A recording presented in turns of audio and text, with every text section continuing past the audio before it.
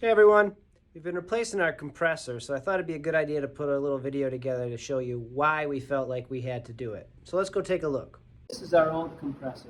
It's so old, no one here actually remembers when it was installed. But we did rebuild the compressor head about 30 years ago. Now you'll notice that when I turn the compressor on, it's so loud.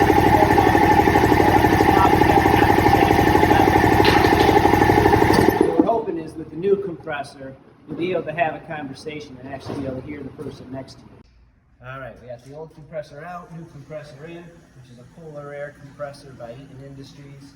And they put a muffler on the back of it, which makes it a lot quieter. Now obviously it's not silent, but it at least gives us the ability to hold the conversation while we're working without feeling like I'm racing around.